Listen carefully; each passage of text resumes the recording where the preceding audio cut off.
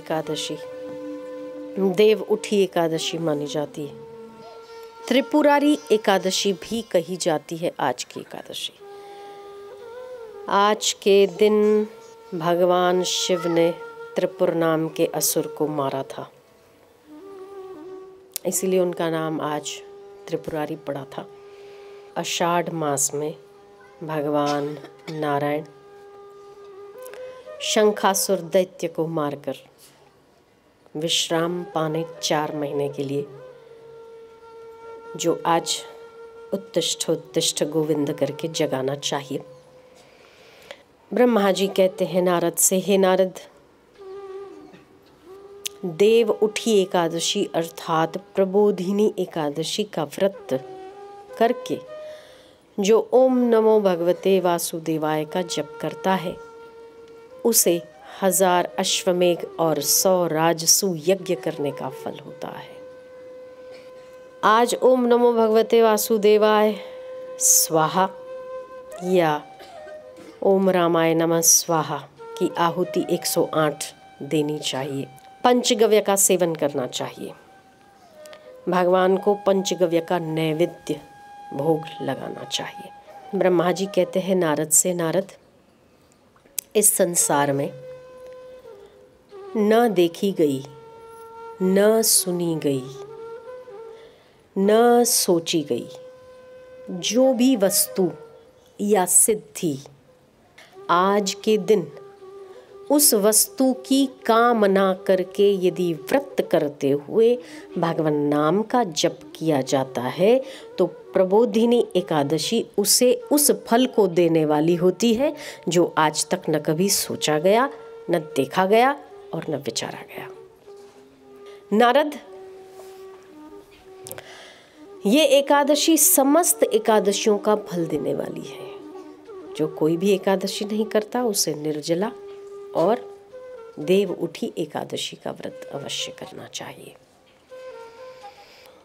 पृथु पूछते हैं नारद से, नारद जी, कार्तिक महीने की एकादशी का क्या फल होता है, क्या महात्म्य होता है, उसका वर्णन मुझे बताइए। नारद बताते हैं कि प्राचीन काल में सह्याद्री पर्वत पर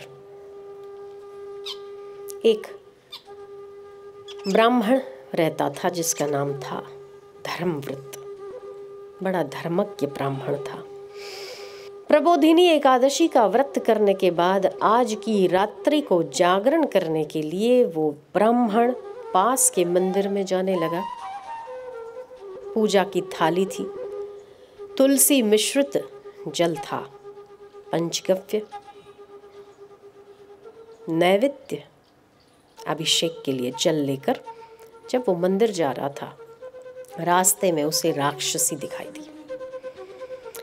राक्षसी का रूप इतना भयंकर और विकराल था कि सीधा साधा भोला भाला ब्राह्मण उसे देखकर भयभीत हो गया,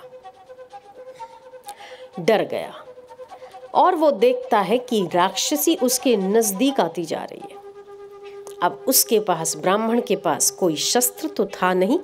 उसके पास जो लोटा था, उस लोटे में तुलसी मिश्रित जल था। उसके पास कुछ नहीं था। भय की अवस्था में उसने लोटा उठाकर उस राक्षसी पर दे मारा।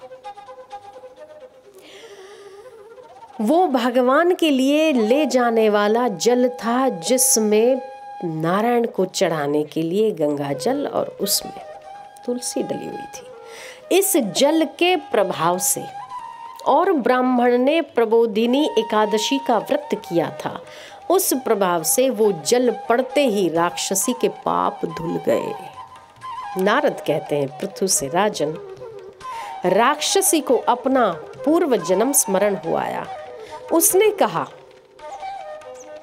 ब्राह्मण से, हे ब्राह्मण, तुम कोई तो पुण्यात्मा लगते हो, जिस कारण मुझे पूर्व जन्म अपना याद हो आया है। ब्राह्मण थर थर कांप रहा था, बड़ी तेज गति से भगवान नाम का जप कर रहा था। राक्षसी ने उसे कहा, शांत ब्रह्मदेव शांत, मैं आपका नुकसान नहीं करूंगी, क्योंकि आपके जल से मुझे पुण्य प्राप्त हुआ है। तुम मुझे तारने वाले हो, मुझे समझ आ गई है। मेरा वृत्तांत सुनो। मैं पूर्व काल में कलह नाम की एक स्त्री थी, जो मुझे कलह बड़ा प्रिय था। जहाँ तहाँ मैं झगड़ा करती रहती थी। मैं अपने पति की बात नहीं मानती थी और जो बोले उससे उल्टा करना मेरा धर्म था। चित्रगुप्त ने जब मेरा लेखा जोखा किया तो चित्रगुप्त ने कहा कि जीवन भर इसने कलह किया है, इसको राक्षस योनि में डाल दिया जाए। तब से मैं 500 वर्ष हो गए मैं राक्षस योनि में हूँ और मेरे छूटने का कोई उपाय मुझे समझ में नहीं आया। आज पहली बार मुझे शांति का एहसास हो रहा है, तो अब मेरे उत्तम गति कैसे प्राप्त होगी वो भी जरा मुझे बता दीजिए। तब वो ब्रह्मदेव ने हाथ में तुलसी मिश्रित जल लिया और कहा, कार्तिक मास मैं हर वर्ष करता हूँ। आज तक मैंने कार्तिक मास की प्रबोधिनी एकादशी की है। आज तक मैंने कार्तिक मास पूरा किया है, उसका आधा पुण्य इस राक्षसी को देता हूँ। इस आधे पुण्य से ये उत्तम गति को प्राप्त हो जाए। जैसे ही वो संकल्प छोड़ता है, ब्राह्मण राक्षसी का रूप दिव्य हो जाता है और विमान उतरता है जिसमें भगवान विष्णु के पार्षद उसे लेने आते हैं। यही प्रबोधिनी एकादशी का महात्म्य है। कार्तिक मास की प्रबोधिनी एकादशी को करने से कई प्रकार के पाप, ताप और संताप निवृत्त हो जाते हैं। क्या महिमा है एकादशी की। मुझे तो ऐसा लगता है कि परमात्मा ने मानव समुदाय को, जन समुदाय को आंवला, गीता, गौ और एकादशी जैसी पवित्र वस्तुएं देकर मानव समाज का बहुत बड़ा उपकार किया है, जो हमारी धरती पर अमृत से भी कहीं अधिक मूल्यवान है।